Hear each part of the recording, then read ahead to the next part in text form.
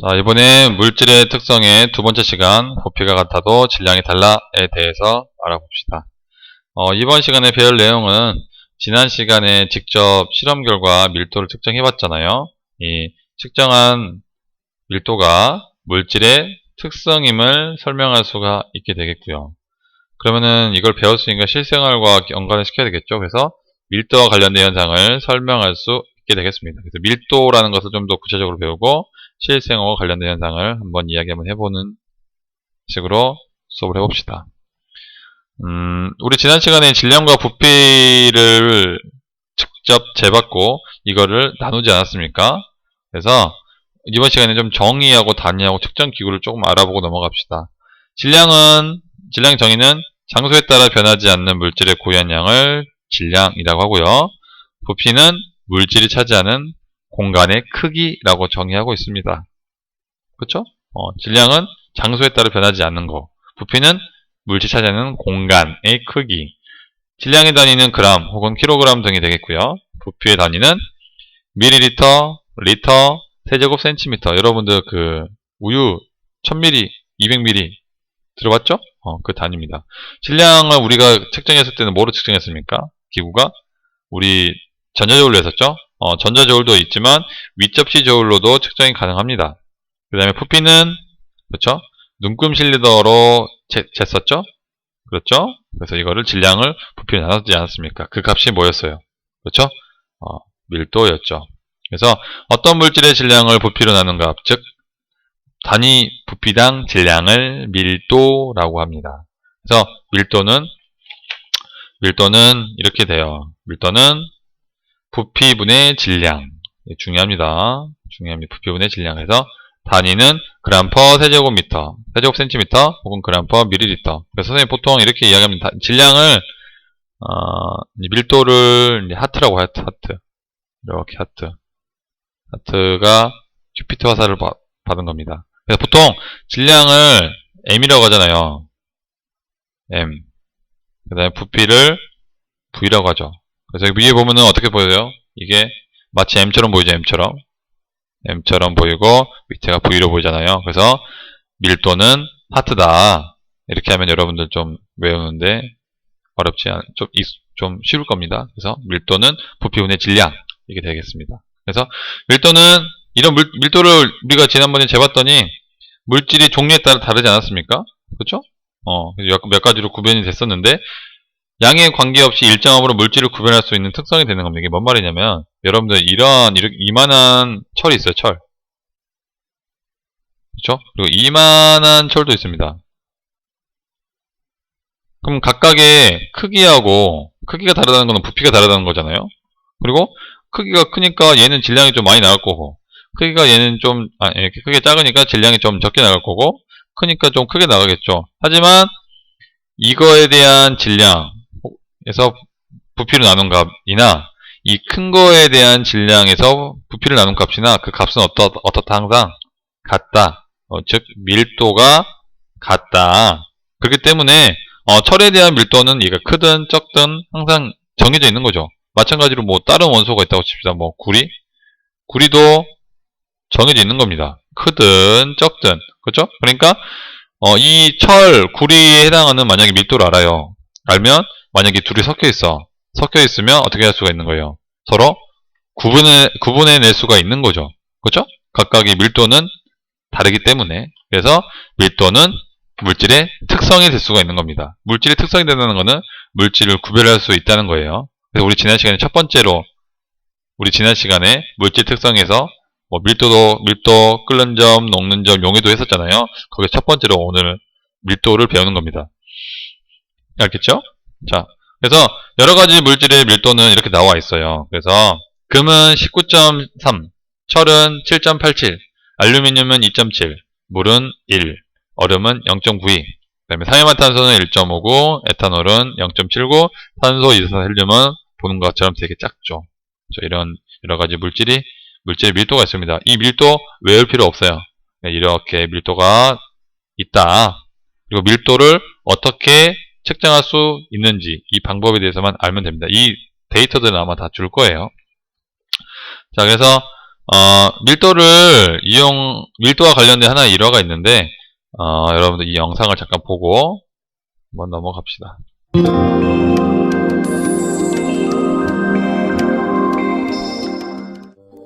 왕관이 순금이 아니래. 세공사가 금을 빼돌렸대. 세공사가 금을 빼돌렸대. 아유, 왜 그래? 무슨 일 생겼어? 뭐 하는 거야, 지금? 뭐 하는 거야? 아이고, 저, 일을 어떻게 하나? 아이고, 일을 어찌? 아이고, 아르키메데스, 이번에 새로 만든 왕관이 순금이 아니라는 소문이 있어. 이 왕관이 순금인지 아닌지 밝혀주기 바라오. 예.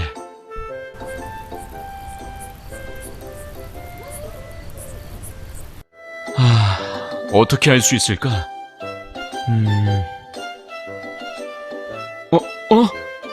내 몸의 부피만큼 물이 넘치네? 유레카! 유레카! 순금과 왕관의 질량은 같습니다. 왕관이 순금으로 되어 있다면 순금과 왕관의 넘친 물의 양이 같아야 합니다. 하지만 넘친 물의 양이 다르므로 왕관은 순금이 아닙니다.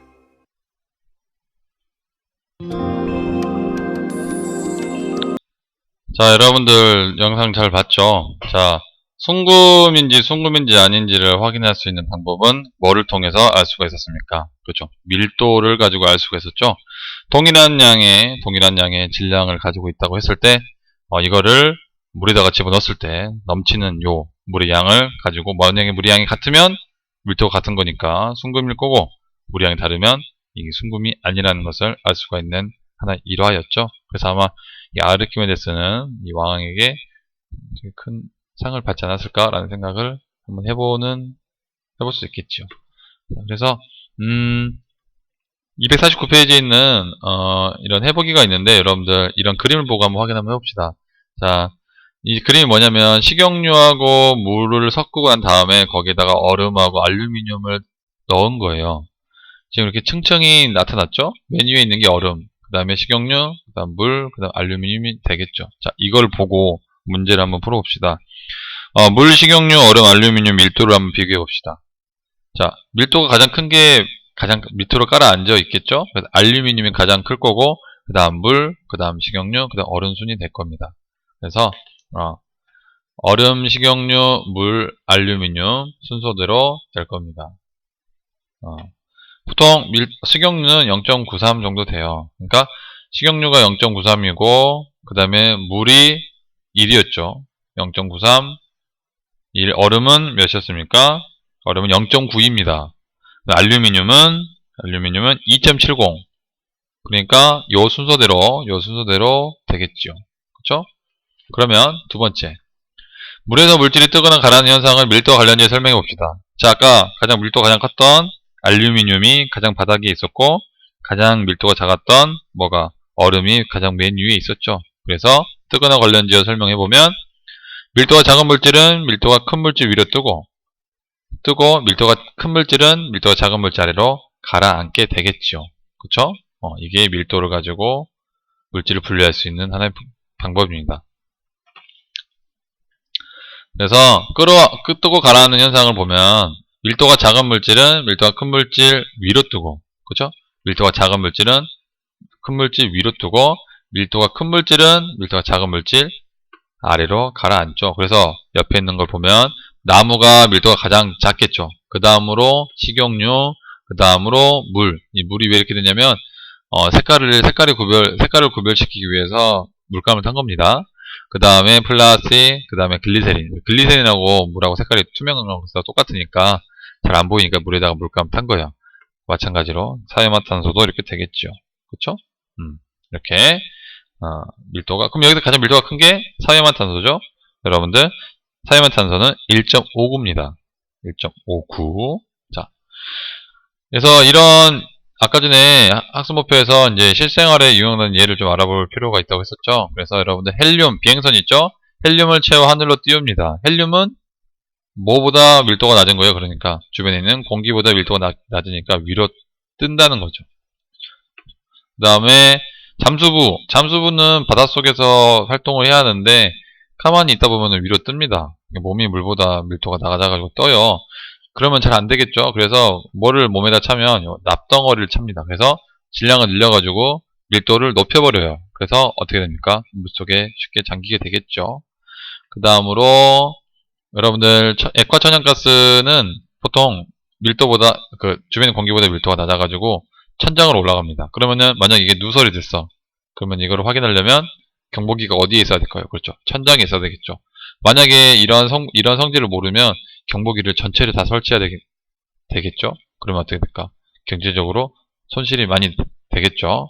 그래서 여기도 사용되고, 그 다음에 여러분들 워터파크 갈 때 구명조끼 입죠? 구명조끼 입으면 몸이 둥둥 뜨지 않습니까? 그래서 밀도가 물보다 낮아져서 위로 둥둥 뜨게 되고요. 그 다음에 마찬가지로 고무보트도 마찬가지겠죠? 공기를 넣어가지고 물보다 밀도가 작기 때문에 위로 뜨게 됩니다. 그 다음에 여러분들 배 있죠? 배 보면 엄청나게 크잖아요. 근데 이게 물속에 가라앉지 않고 뜬다. 그 이유는 뭐냐면 배 내부에는 빈 공간이 매우 많이 있습니다. 그래서 밀도가 작아요. 심지어 엄청 크더라도 밀도가 작기 때문에 물 위에 뜨게 되는 거죠. 그래서 지금까지 실생활에 의해서 배웠는데 이 혼합물의 밀도에 대해서 좀 알고 넘어갑시다. 혼합물의 밀도는 성분 물질의 섞는 비율에 따라 달라진다고 합니다. 자, 이거를 좀 더 쉽게 설명해 보면 여러분들 지금 이게 뭐냐면 계란하고 물이에요. 그러니까 물 속에 계란을 담궈 놓은 건데 계란의 밀도가 더 커서 물 속에 가라앉아 있는 거죠. 근데 이 계란을 띄울 수 있습니다. 어떻게 띄우냐면 여기다가 섞어요. 어떤 물질을 섞으면 밀도가 달라지겠죠? 이제 소금을 섞습니다. 소금을 섞으면 중간 정도 떠요. 뜹니다. 그럼 더 섞으면 어떻게 될까요? 밀도가 달라지기 때문에 뜹니다. 더 떠요. 그 말은 지금 현재 지금 소금을 2번 녹였을 때는 계란이 떴잖아요. 그 이유는 계란의 밀도가 소금물의 밀도보다 작아졌기 때문이겠죠. 그러니까 계란의 밀도는 그냥 가만히 있는데 정해져 있었는데 계속 소금을 녹이니까 소금물의 밀도가 어떻게 된 겁니까? 커진 거죠. 뭐보다? 계란의 밀도보다 커진 거기 때문에 계란이 둥둥 뜹니다. 그래서 이걸 언제 사용되냐면 여러분들 된장 담을 때 이게 여러분 소금 많이 들어가잖아요. 네, 소금이 얼마만큼 잘 들어가 있는지 안 들어가 있는지 확인하기 위해서 계란을 띄웁니다. 그래서 그 항아리에다 계란을 넣었을 때 계란이 많이 뜨면 소금이 적절하게 들어간 거고, 만약 계란이 가라앉으면 계란이 뜰 때까지 소금을 계속 넣는다고 해요. 그러면서 장을 만든다고 합니다. 자, 그래서 녹인 소금의 양이 많아지면 소금의 밀도는 점점 커지게 되어 있습니다. 그래서 혼합물의 밀도까지 배웠고요. 자, 여러분들 이번 시간에는 딱 한 가지 배웠습니다. 밀도 배웠죠? 밀도는 뭐분의 뭐? 그쵸? 부피분의 질량. 이것만 알면 됩니다. 그죠? 그래서 밀도를 좀 더 쉽게, 밀도 공식을 쉽게 외우는 방법, 밀도는 뭐다? 그렇죠. 밀도는 하트의 화살표, 큐피트 화살표. 위에가 질량 M, 밑에가 부피라는 것을 알고 넘어가면 되겠습니다. 오늘도 고생하셨습니다.